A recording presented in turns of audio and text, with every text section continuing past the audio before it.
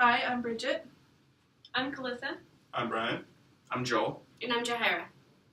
And today we will be discussing our planning strategy for Nike. What is Nike? Nike was incorporated in 1967 under the laws of the state of Oregon.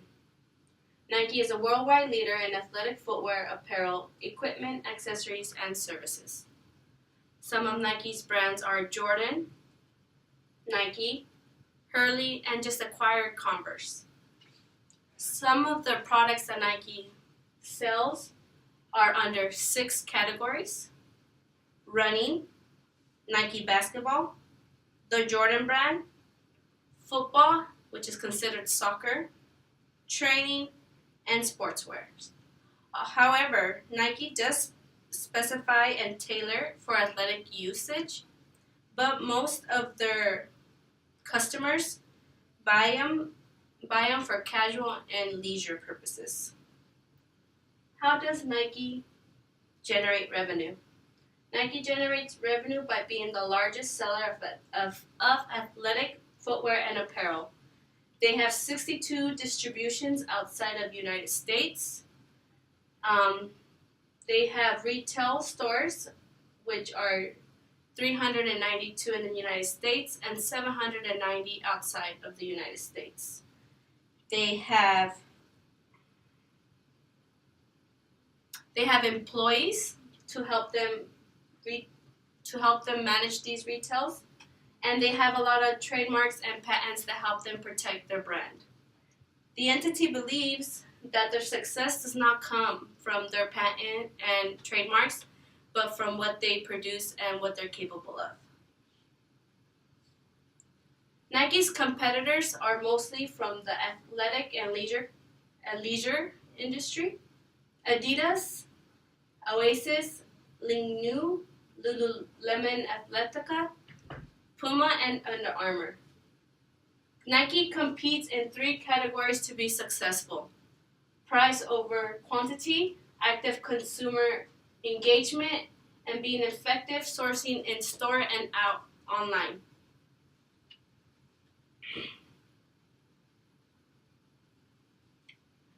Nike has an audit commitment of 3 members. Their chairman, Alan B. Graff, entered Nike's board in 2002. Prior experience with FedEx since 1989, he was a CFO and the executive vice president. John G. Connors entered the board in 2005. He was a managing partner of a company called Ignition Partners, LLC, in 2005. He also has various management positions in Microsoft that he did for over 16 years. John J. Donahoe entered the board in 2014. He is the CFO and president of an upcoming company called ServiceNow that started in 2017. Prior to his CFO and president position at ServiceNow, he was in the management department for 7 years with eBay. In his time in eBay, he played a role of an interim president of PayPal. After reviewing each member, we identified low-risk marketing, making them capable to be in the committee. Nike has many identified risk factors, but we have displayed a few of the ones with the most concern. One of the risk factors is failure to introduce technical innovation due to an intense competition. This could impact sales. Auditors would need to look at the profit margin to see if net sales revenue is decreasing from the years prior. A lack of technical innovation could cause customers to move from other competitors instead of Nike. Another risk factor is failure to adequate intellectual property rights. This high legal cost could be accrued if company legal rights are stolen. Auditors would need to review legal contracts that Nike has and stay up to date on legal issues regarding patents and property rights. Another risk factor is the changes in tax rates, adoption of new tax laws, and changes to U.S. trades and tariffs. Auditors would need to stay up to date on the new tax and tariff laws and be aware of negative impacts it has on the company. This could adversely affect Nike by decreasing company profits, and increasing expenses. The last risk factor we have is a failure of internal controls within Nike. Auditors will need to run tests on internal controls every couple of years to make sure that the internal controls are effective. Trend analysis. So Nike's 2018 fiscal results demonstrated the power of Nike's ability to generate revenue growth. They achieved record revenues for fiscal 2018, growing 6% to $36.4 billion. The Nike brand, which represents 90% of Nike revenues, delivered an overall revenue growth of 7%. Revenue growth was more offset by higher selling and administration expense, gross margin contraction, and shift to other expenses. Selling and admin expense was higher as a percent of revenues due to investment in digital capabilities, consumer experiences, and product and brand marketing. After analyzing the different trends for Nike, the company has shown a consistent increase in revenue, net income, and earnings per share.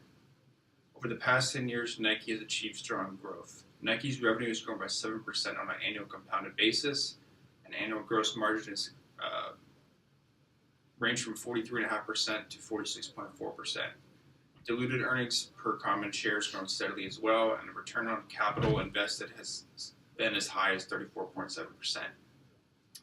Income before income taxes has increased 18% compared to the first quarter of fiscal 2018, primarily which is driven by their revenue growth, selling and admin expenses, and gross margin expansion.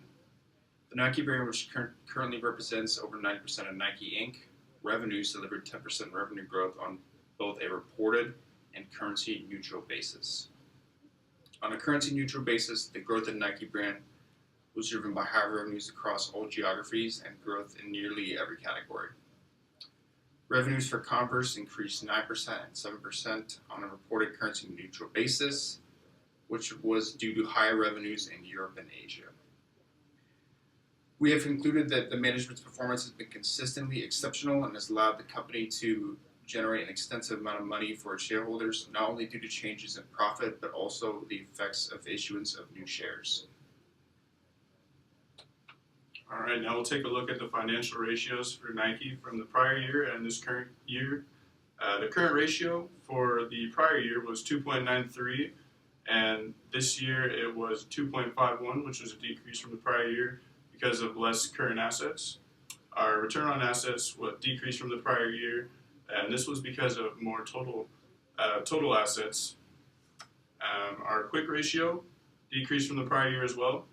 This was due to an increase in current liabilities and a decrease in liquid assets. Our debt to equity also actually increased from the prior year. This was due to an increase in liabilities and a decrease in total equity. Our return on equity decreased from 34.1% from the prior year to 19.7% for the current year. This was due to a decrease in net income and an increase in stockholders' equity. Our operating cash flows increased from the prior year to this current year. This was due to more revenues and less operating expenses. And last but not least, our profit margin from the prior year decreased dramatically from 12.34% to 5.31%. This was due to a smaller net income than net sales.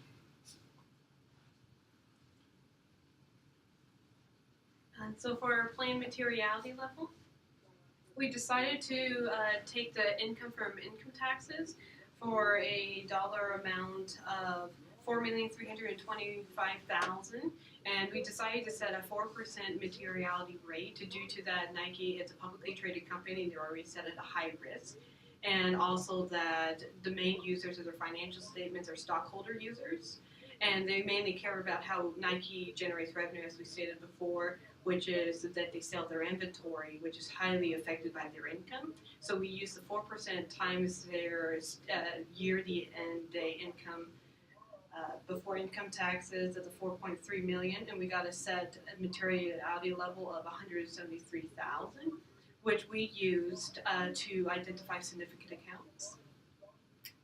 And listed above on the screen is our identified significant accounts, which will be cash and cash equivalents, which we identified as a high risk due to that there is a possibility of misappropriated cash. Short-term investments, which we set as a moderate inherent risk due to that it may not have been valued correctly.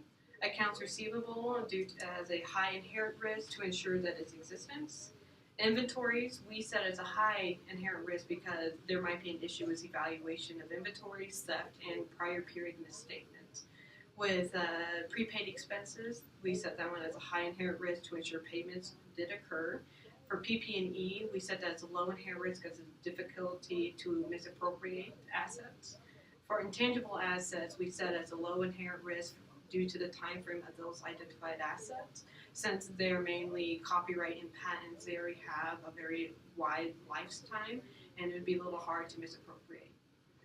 For deferred income tax of other assets and other liabilities, we set as a moderate inherent risk due to the nature of the accounts. For accrued liabilities, long-term debt, and notes payable, we set all as a moderate to high inherent risk due to ensure that they are being appropriately judged as long-term or short-term, along with to ensure they have their debt agreements up to date and are appropriately going by them. For control risk, it was concluded that no risk was identified. Last year's management concluded that internal controls were effective, and prior auditors using the COSO framework found that internal controls were also effective, and that all statements were fairly presented.